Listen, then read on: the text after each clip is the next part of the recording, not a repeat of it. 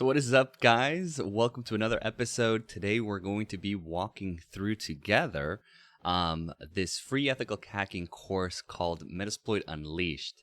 So Metasploit is a tool, it's a free tool, it is a framework that contains all of these modules and scripts and allows one to use that tool to scan, find exploits, create payloads, take advantage of vulnerabilities, get a reverse shell, put in a rootkit in a computer. So it is a huge toolbox with a ton of really neat tools. And I think that Metasploit just makes it easier for you to understand hacking and getting your feet wet. So this course, again, is called Metasploit Unleashed, and it's offered by Offensive Security. And we're going to be doing some of the hands-on stuff together. What you need to do this is you need a Kali VM installed on your computer.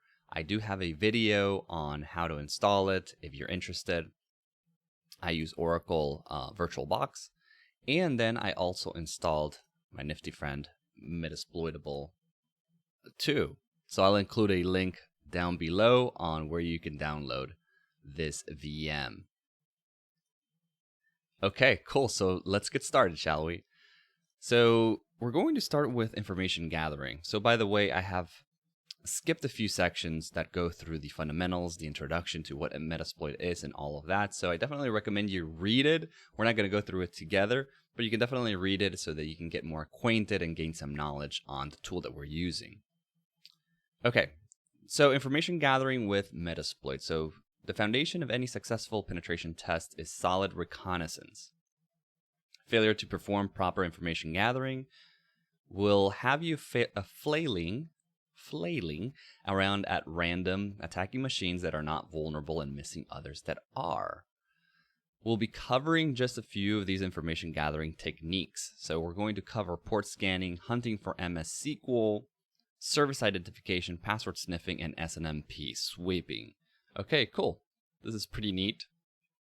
So let's take a look at some built-in Metasploit features that help aid us in our information gathering. Okay, let's do it.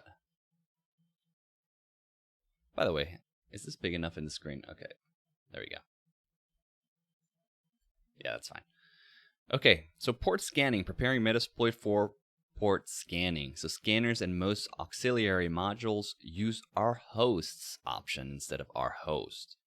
Our hosts can take IP ranges and CIDR ranges, multiple ranges separated by commas, and line-separated host files.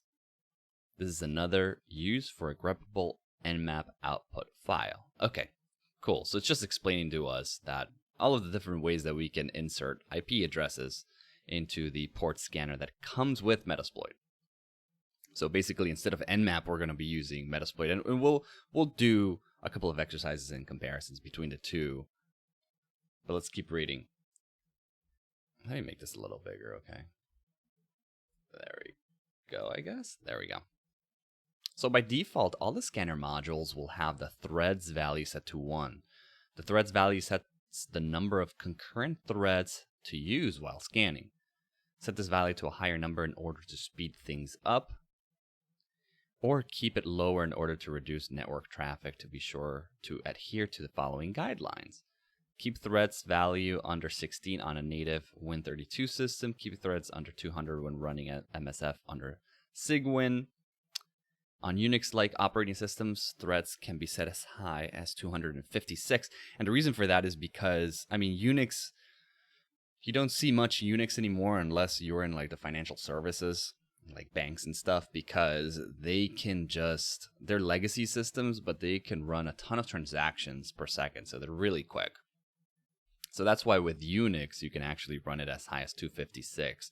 But if you have a Windows 32-bit system, which are probably not around, but you might have one if you have an older Windows, it's telling us not to use more than 16 threads. I doubt that for this course we're going to use any threads more than 1. I've never in any catch the flag or any training have had to use a thread more than 1, but we'll see. And what these threads basically are, they're different little processes that are working within the CPU, within the memory, right? So it's basically saying how many threads or how many mini processes do you want to open, so that the more that you have open, the faster it'll be to solve the problem or whatever you're solving, right? Or whatever operation you're running. So instead of running it with one thread, so basically imagine like a cashier register, right? You have all of these items that you want to check out, but you have only one cashier register.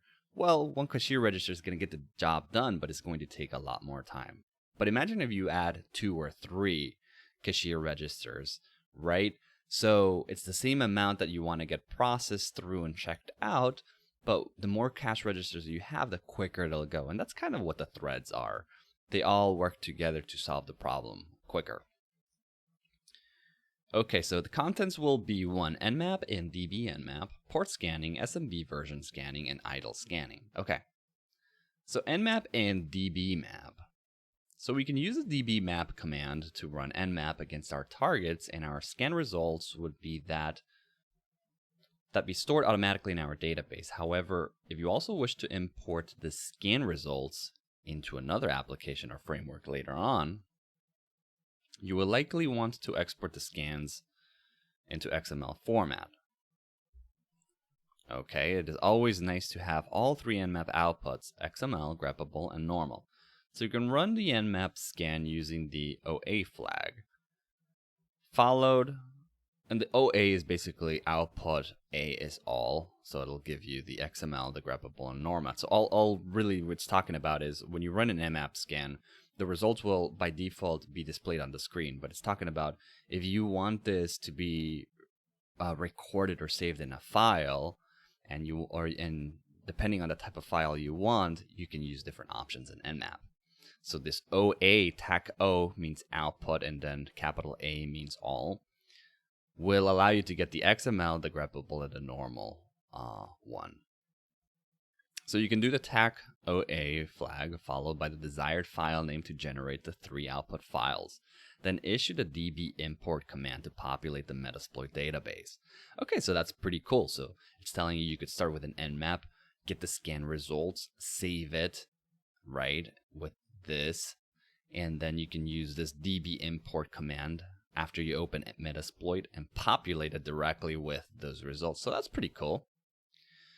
So run Nmap with the options you would normally use from the command line. If we wished for our scan to be saved to our database, we would omit the output flag and use dbnmap.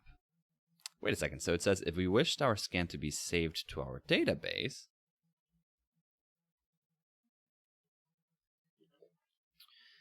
we would omit the output flag and use dbnmap. Okay, so it's going to give us an example below. So the example below would be dbnmap, verbose, service version, and then this. Okay. Well, I guess we can check it out, right? So let's do it. I guess we can do this together. So can you guys see that? Is that large enough? Okay, that should be large enough. So let's do an IPA. Okay, so I'm .10. Let's do a quick nmap. Gosh, am I forgetting? Let's do a quick host discovery. Oops. Oh, I want the manual, that's why. Manual nmap. And then we're going to look for host discovery. So all I'm doing is I went to manual nmap, so M-A-N, man, nmap. And then it takes me here. So you see how this is the reference guide.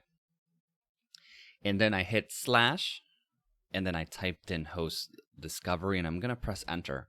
So what it's going to do is that it's going to find the word, and it's going to highlight it in orange. And if you want to keep going to the different results, to the next result, you would just hit N, okay? But here I already found what I wanted. So I want the TAC SN, but let's say I would want to continue on. I would press N, N, N, N, N, etc. So you see how it keeps scrolling to the next one, and the one that it's on is always on the first row. So okay, to escape this, you just press Q. So I'm going to do an Nmap TAC SN, and I'm going to do, what was it? IPA. So let's use this right here. I'm going to copy this. I'm going to do an Nmap TAC SN.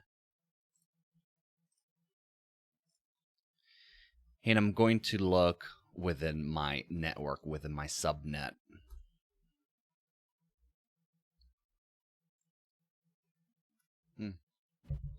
Okay, so the .10 is me.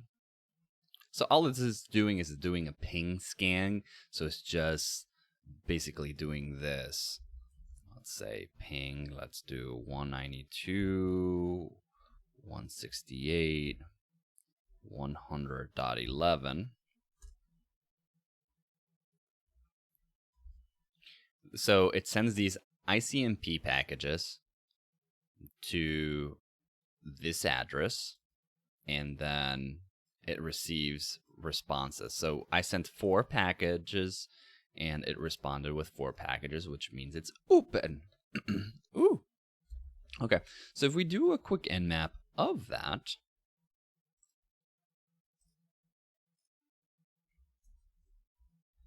okay, let's do that. Let me copy paste this. Yeah. All right, so there we go. So this is what we're looking for. So our Metasploitable 2 machine is in this IP address right here. So we see that it has all of these ports open. Cool. So these are the port numbers that are open. The service is a TCP port. And we have FTP, SSH, Telnet, and all those things. So you can already tell that this is a very vulnerable machine. But, okay, so we have that. But let's go back to what it's telling us. So it's telling us that we can use... So let's run this command right here, right? So we can do... We'll do a verbose, then we'll do a service.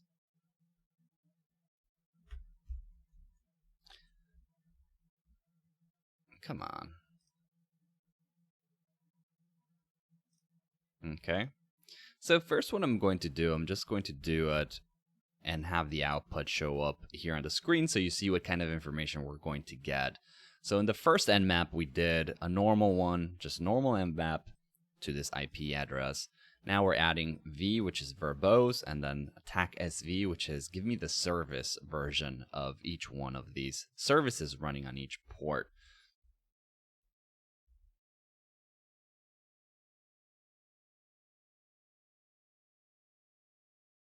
I guess because I used verbose, it's giving me all of this. But notice the difference, right? At first, the first time we did it, we only got these first 3 columns, but now we're getting the version.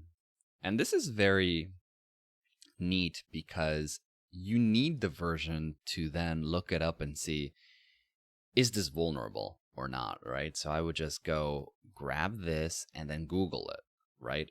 Any exploits or Metasploit payloads for this version, etc. And then I would find it and then read it and then utilize whatever technique already exists to take advantage of it. Anyways, so, but it displays all of this in the screen. So what we're going to do next is that we're going to do the TAC OA and see what happens next. I'm going to take away the verbose.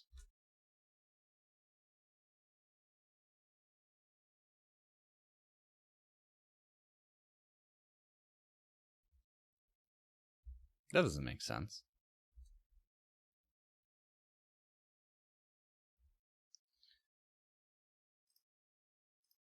My VM is running.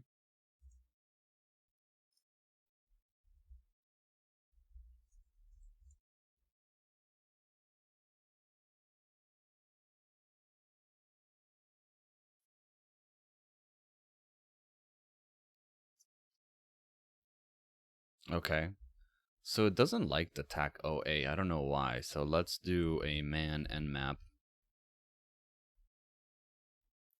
Let's search for TAC OA.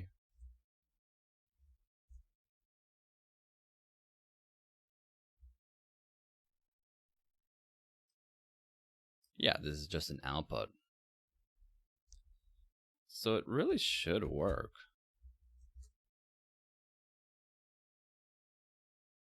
Option OA requires an argument.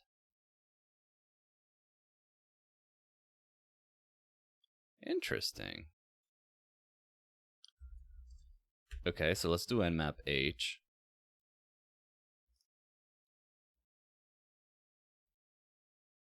Output in the 3 major formats at once. Okay.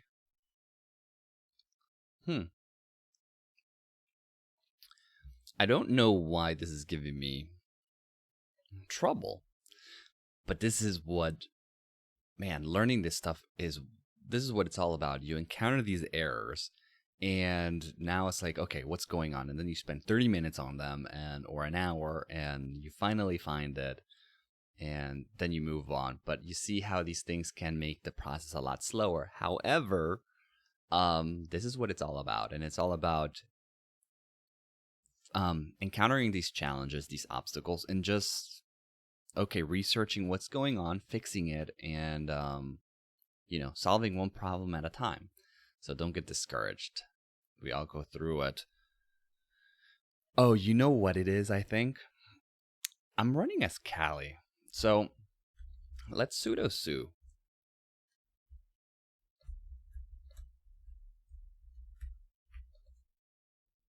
I think I messed up my password. Yeah. All right, so now we're root. So let's try to run the same thing.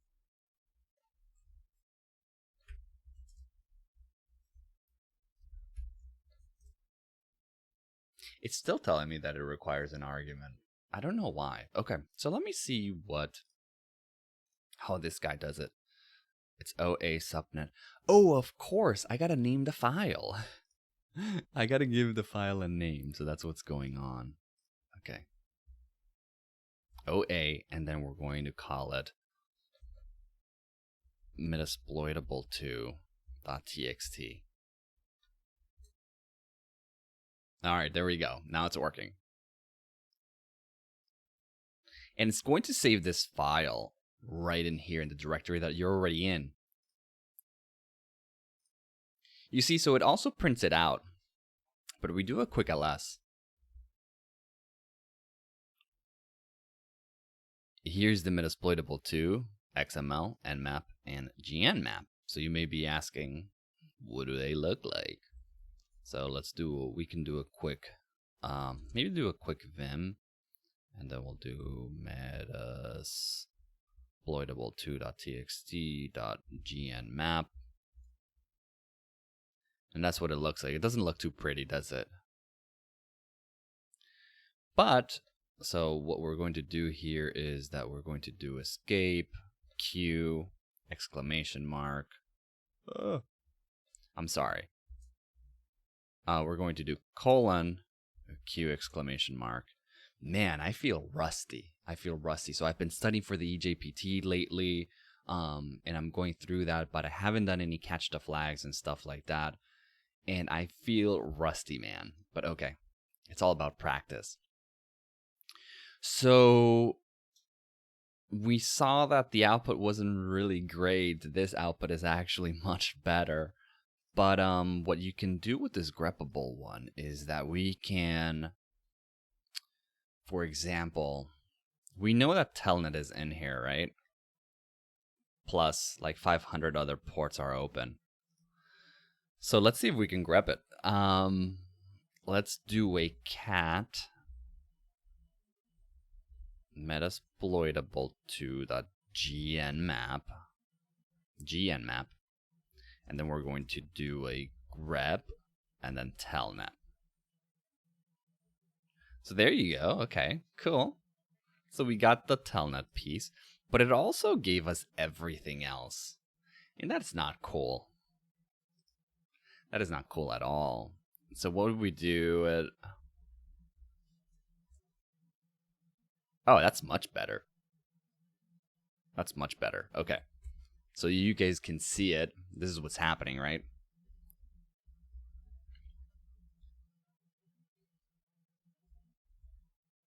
If I just do cat metasploitable 2.txt.nmap, you get everything. You get everything in there. However, if you're just looking for something specific, and we'll do cat metasploitable 2.txt.nmap, we do a space, we do a pipe, which basically says the result of this first command, hold it and pass it to this next command. And the next command is grep, which just is going to do some filtering for us. And then we're going to do ftp. Aha. Cool, huh? So we only get those results instead of getting the whole thing like here. Linux commands for you. Okay. So we have that. Perfect. Is there anything else that we want to try from here? If we wish our scan to be saved to our database, we would omit the output flag and use dbnmap. The example below would then be dbnmap. Oh, I see. Okay.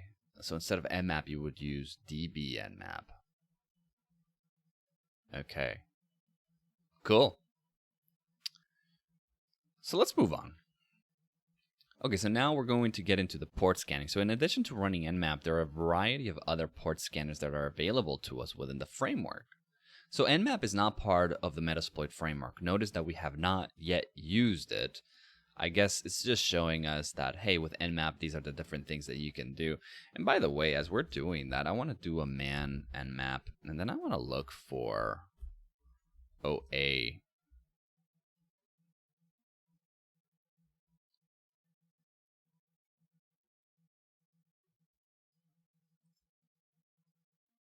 Okay, I just wanted to read this one more time. You see, these are all of the different options that you can save the output to a normal format, XML, script kiddie, greppable, etc. So I'm going to press Q to exit here, and then let's move on. So in addition to running Nmap, there are a variety of other port scanners that are available to us within the framework. So within Metasploit itself, we can do a search port scan and then get all of these different modules.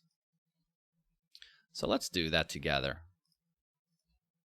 So let's clear our screen, and we're going to do MSF console -q, which is just -quiet. So we're starting Metasploit right now.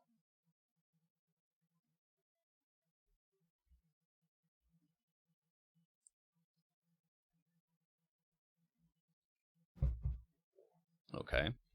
So we're going to do search port scan. There we go. So it's going to provide us with all of the matching modules. Here's your auxiliary scanner, port scan, FTP, bounce, etc., etc. So this is just going to give you a list with all of the hits. It's like, hey, these are all of the modules that have the word port scan in them. And it's kind of similar to what they got too. So for the sake of comparison, we'll compare our Nmap scan results for port 80 with a Metasploit scanning module.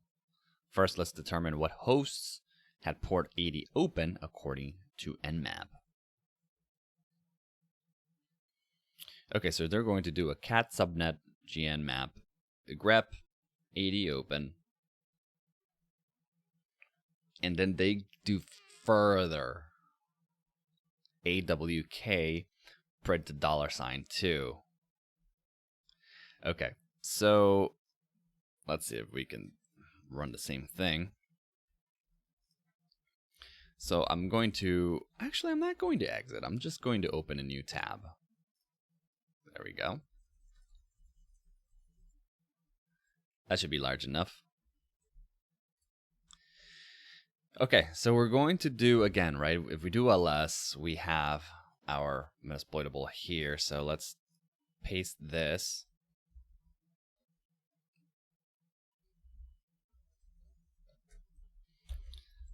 the name of the file,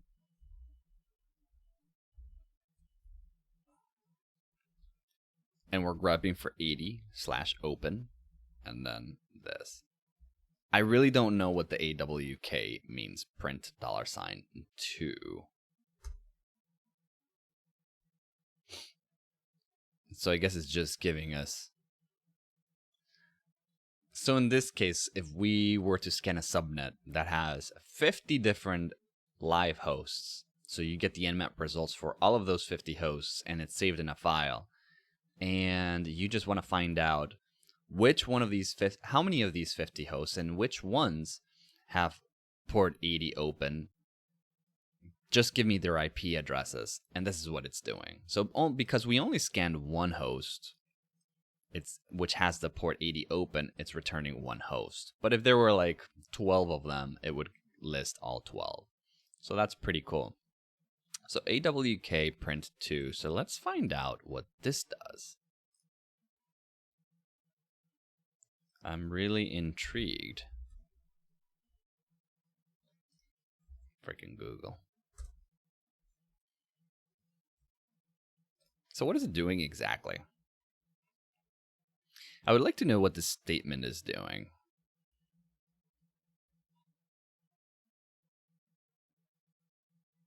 So here it tells us, this is too small for you guys, right?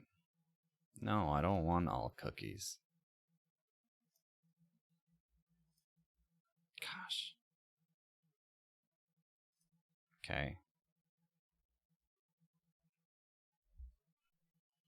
So AWK print $2 prints the second field of each line. This field happens to be the process ID from the PS aux output.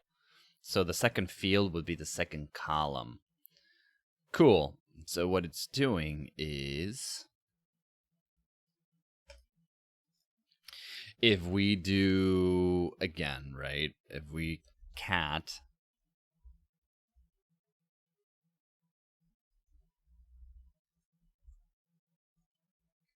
this is what we would get.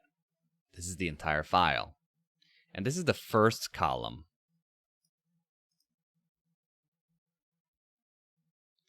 I'm actually surprised. Because the IP address is not even in the second column. So what is it doing?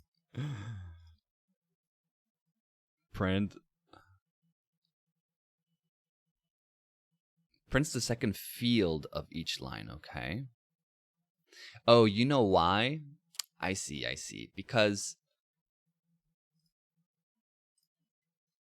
that's the wrong file.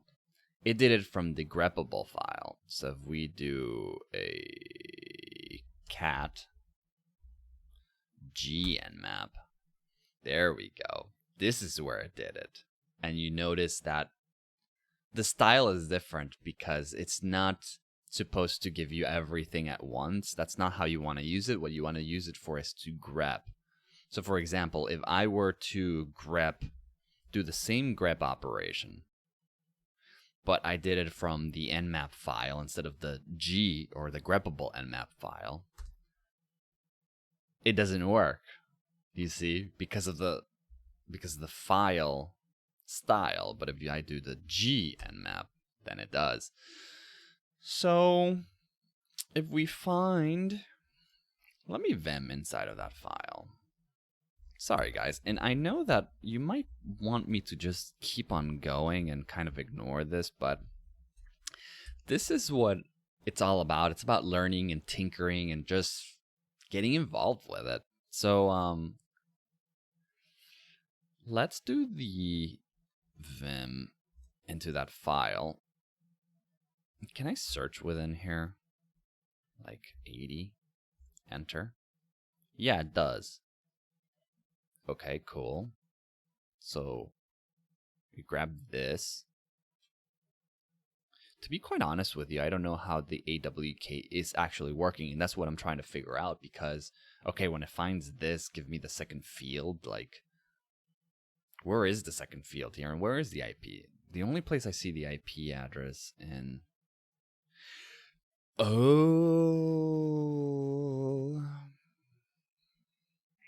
So I guess this would be the first field, the second field, the third field, fourth field, and fifth field. Let's test that. So if we change it to the first field, we might get host, right? So let me take a screenshot of this to test it. So I'm going to do escape :q exclamation. So I'm going to do a cat, but now we're going to print the first one. Ah, yeah, you see? It printed host. That's the first field. This is the second field. So this would be the third field, the fourth field, and the fifth field. So let's do the fifth field. I see what it's doing now.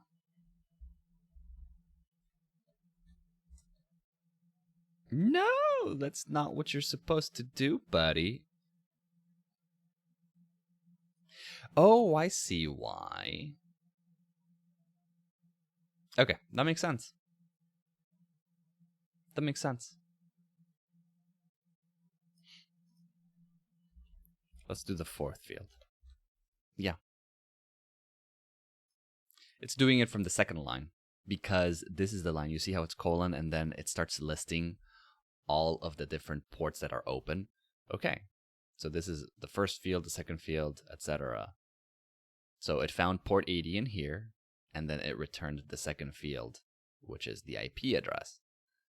And that's what it did. I hope you understand it. I hope I have explained it well enough. So let me try one more time. I just want to make sure that you get it. Okay.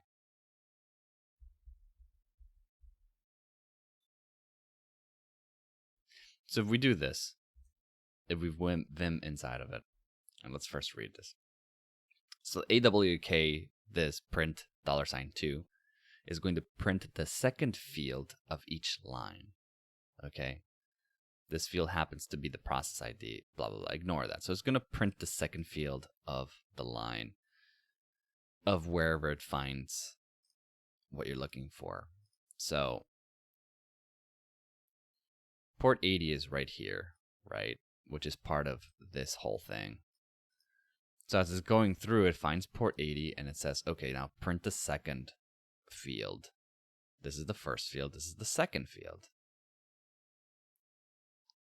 for the one that this is being listed from. So it's doing that. If we were to do the third field, it would provide this. Okay. I hope that makes enough sense. But all right, let's keep on going.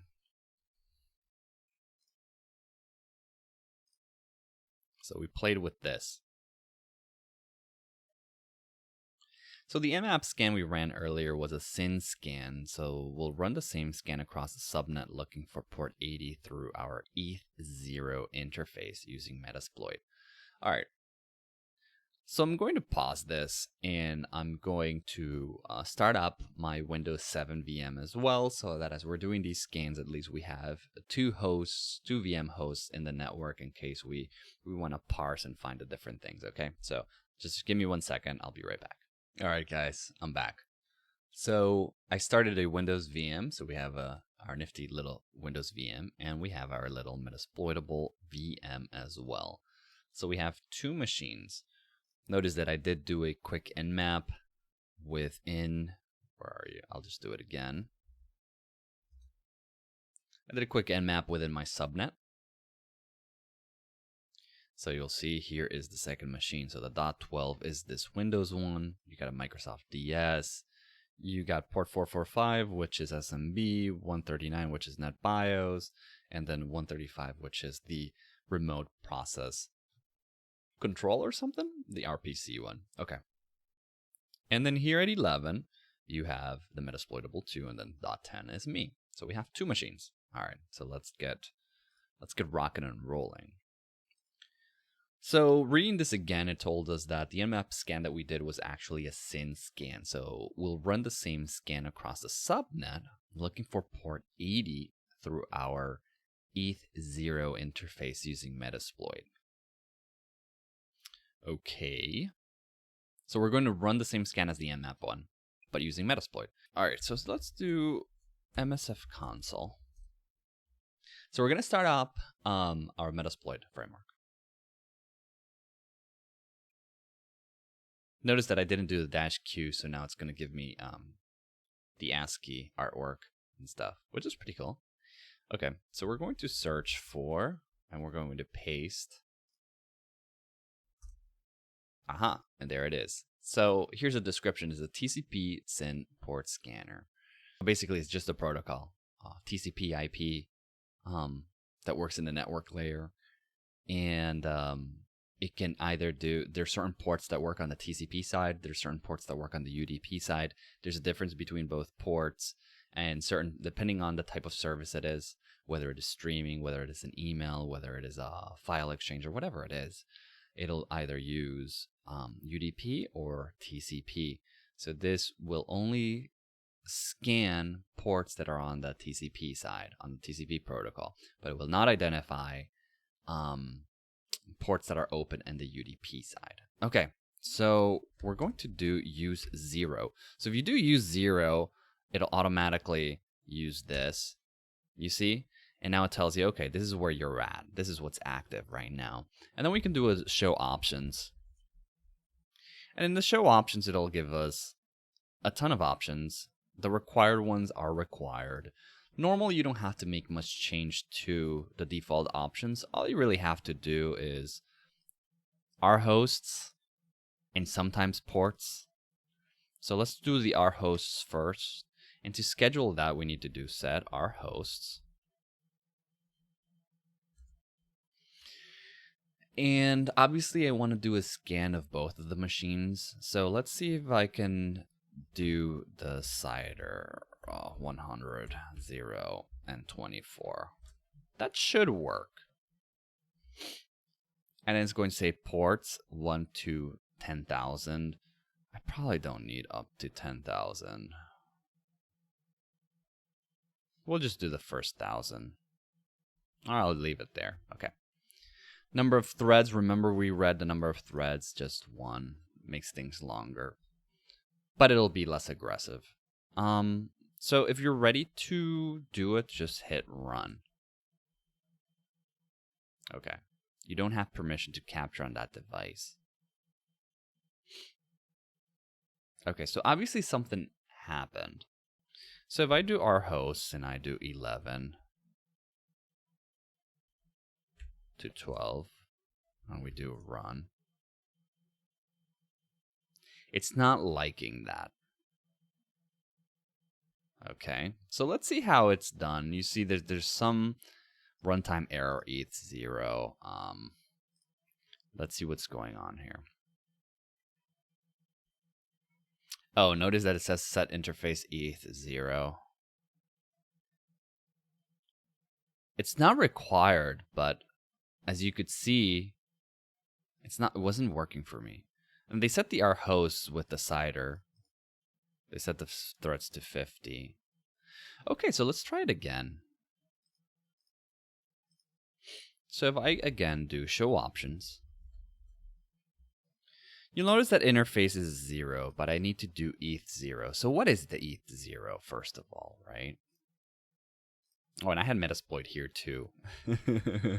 So I'm going to exit from here. I'm going to clear this. And I'm going to do ipconfig. I'm sorry, ifconfig.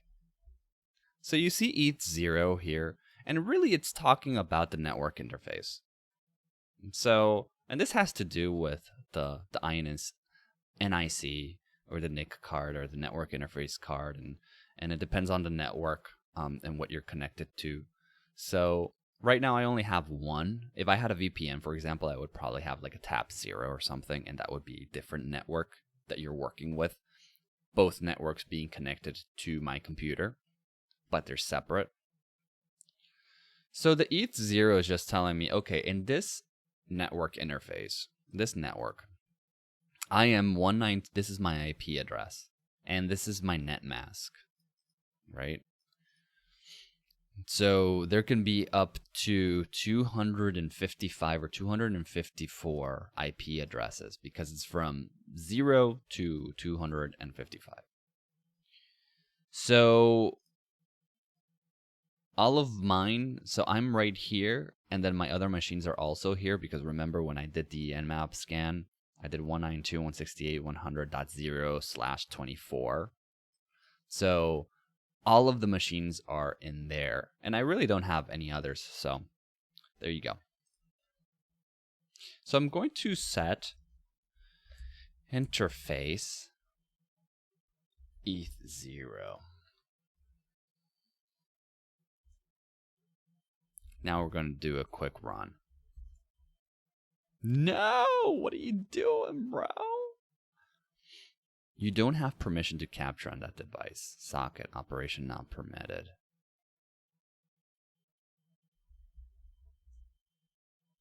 Okay.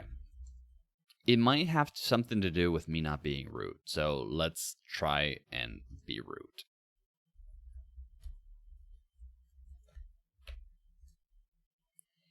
Now we're going to do the same thing. We're going to start up MSF console. We're going to do use auxiliary.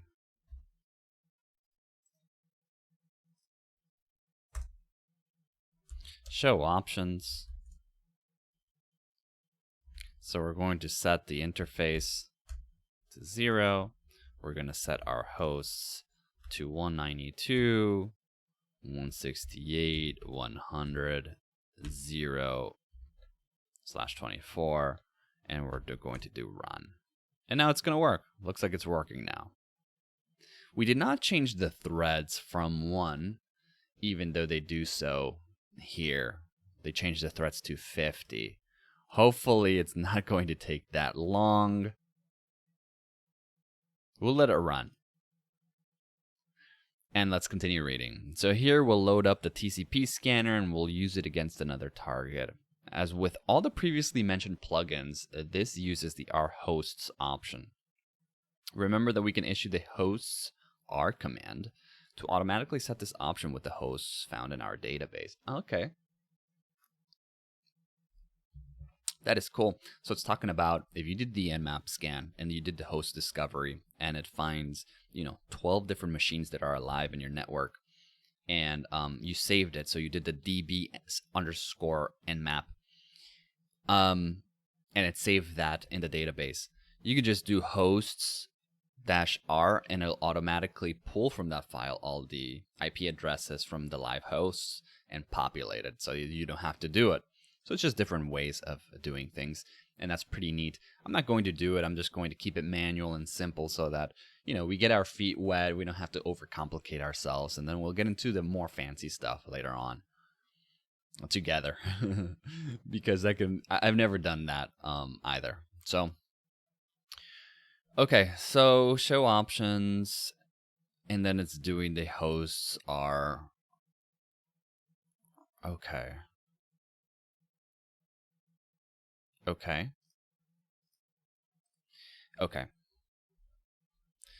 So I'm going to cancel that. And the reason that I'm going to cancel it is because it's taking a long time.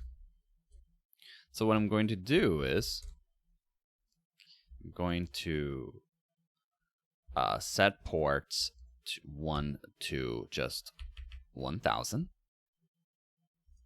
And then I'm going to set threads to 50, and I'm going to say run. This should be much quicker. I probably should have done verbose. Let's do verbose. If we do type in advanced,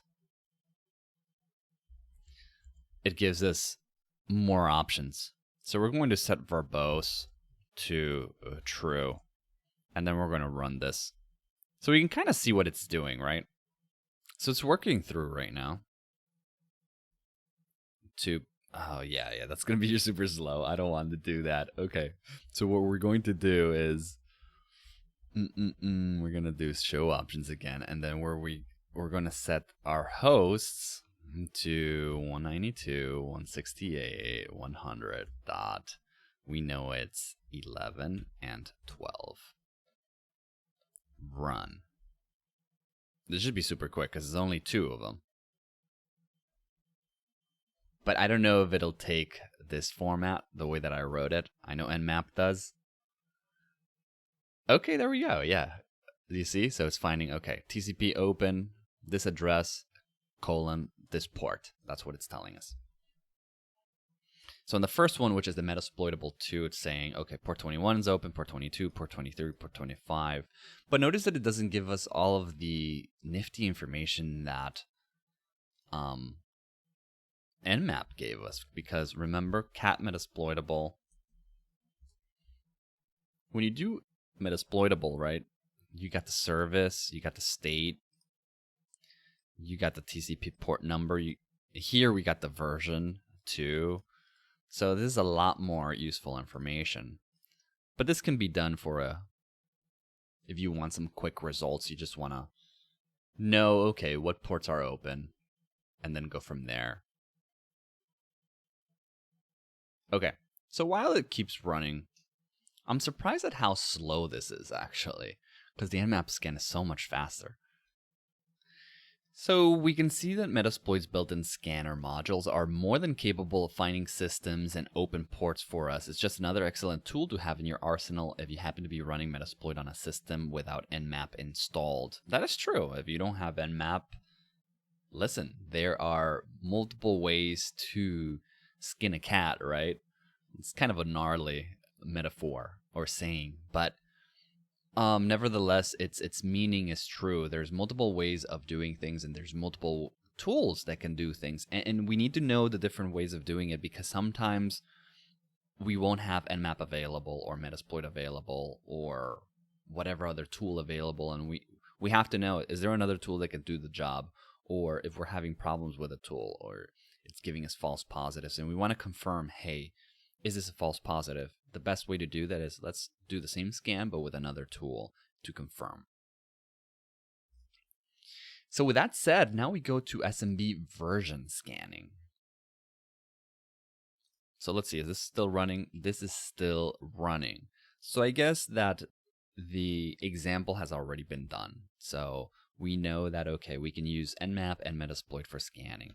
So what I'm going to do is, I'm not going to exit. I'm just going to stay there. Maybe clear the screen. There we go.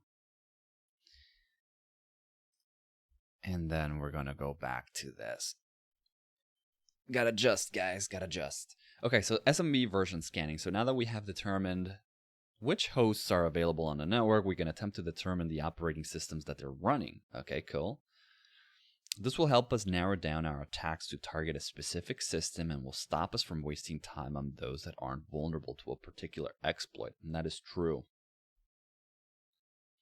Since there are many systems in our scan that have port 445 open, we will use the scanner Smb version module to determine which version of Windows is running on a target and which Samba version is running on a Linux host. So yeah, the Smb is what it's called on Windows, and then Samba is called on Linux. So if we do a quick, what is Smb and Samba?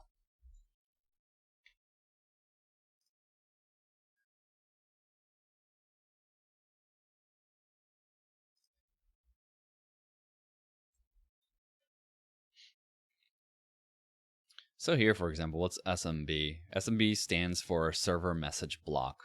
It's a protocol, and it allows you to share files, printers, serial ports, and communication abstractions such as name pipes and mail slots between computers. And it goes a little bit down into the history. But notice basically it's a protocol that allows servers and clients to communicate so that the client can make Smb requests. And what kind of requests would those be? Well, again, files, a request for a file, to either read a file or make a change to a file, to access a printer or a serial port or some other stuff. Smb can run over multiple protocols, and here it's showing you. And the reason it can run on multiple protocols because this, what you see right here, is the OSI model with all of its 7 layers.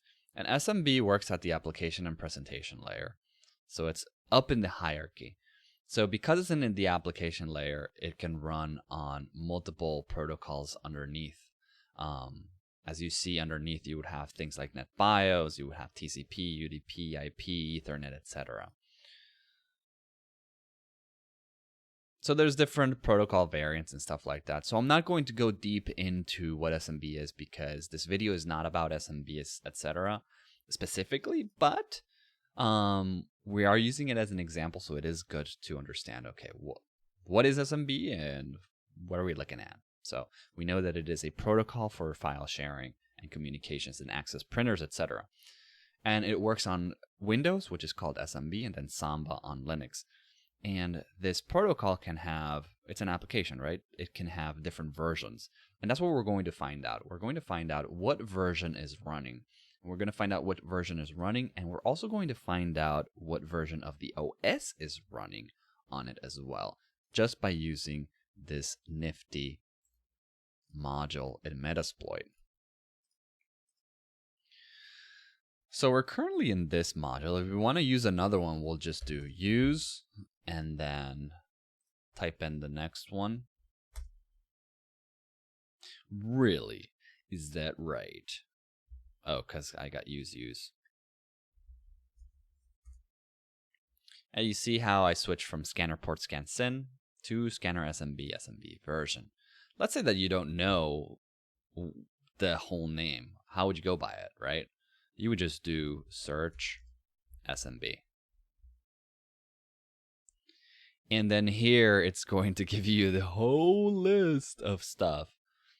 Notice that some of them start with exploit, some of them scanner. So if you know you want a scanner because you're doing enumeration, you're doing information gathering, then what you can do to minimize your results, you can do a search, auxiliary, scanner, SMB.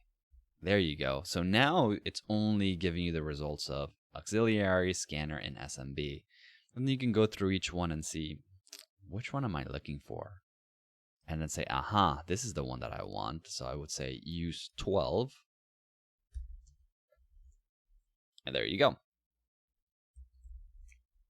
So that's how you would do it if you don't know the exact name or if you don't know what exists. You can also Google it, right? You would Google Metasploit module to identify SMB version. Now we're going to do a show options. So all we need to put is the R hosts and the threads. The threads is already set.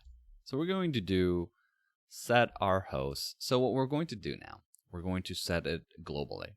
So we're going to do G R hosts.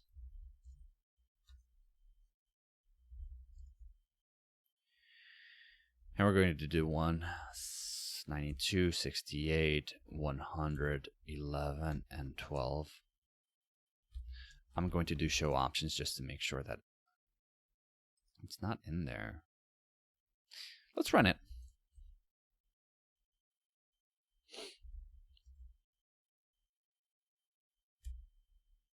I thought that that's how it was. Oh no, it's gset. To set it as a global variable so that it saves it there. So gset our hosts 192, 168, 100, 11, 12. There we go. Gosh, man, why are you giving me so much trouble? Okay, so it's all good. How to set a global variable in Metasploit.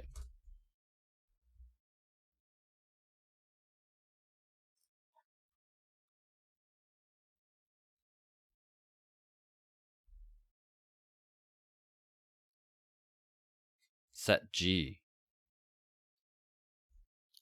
I guess I did it this. I get the G set. Okay, so set G. Let's see. Okay. Now we got it.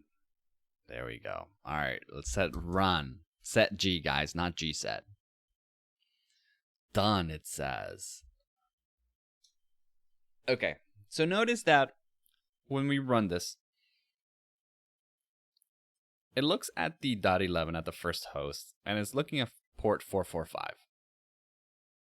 And it's saying SMB was detected, version 1. Okay. And then it gives you in the second line, it's telling you that the host could not be identified. However, it's telling us it is running on like a Unix Samba 3.0.20 Debian. And then it's saying, okay, you gave me 2 hosts to scan. So the first one is complete, 50% complete, because now we only have 1 more to go. And it goes to the second one and saying, hey, SMB detected. This one has versions 1 and 2. Preferred dialect 2.1.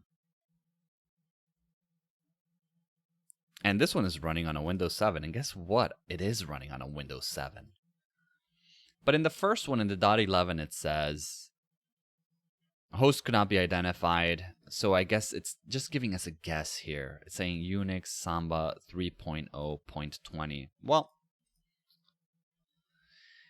if we look at the .11, if we look at our Nmap and we go to port 445, notice that it is running on Samba 3.0. And here in the Metasploit, it's telling a 3.0.20 Debian. Debian is a type of Linux. What we can also do, so we can do an Nmap. We'll do an SV. Actually, let's do a O for the operating system. And let's see what we get.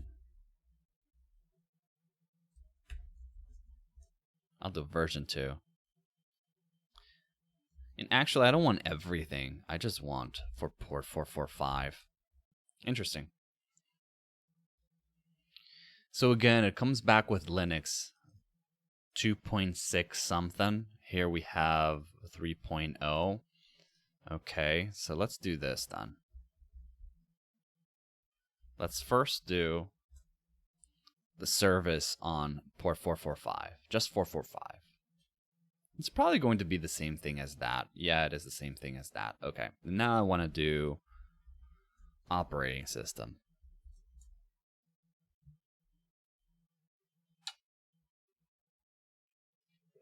There it is. So it's telling us, hey, it's running on a Linux system about 2.69 or 2.633. And that Samba is like a 3.0 to a 4.0. And that's correct. The Samba is a 3.0.20 Debian. But just notice that how in this SMB version scanner, you get more specific details than with Nmap. Okay, cool.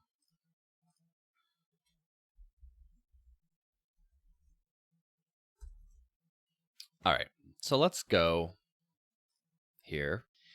Okay, so since there are many systems in our scan that have port 445 open, we will use the scanner Smb version module to determine which version of Windows is running on a target and which Samba version is on a Linux host, which we have already done. We have already run the scanner Smb version, and then we notice that we have Windows running on the first one, and then we have Unix running on the second one. Or the opposite is true. Okay. So let's continue reading. Also, notice that if we issue the hosts command now, the newly acquired information is stored in the Metasploit's database. So we're going to end here, guys, and then in the next section, we'll pick up with idle scanning. So I hope this video was helpful for you. I hope that you enjoy this exercise, and I'll see you next time.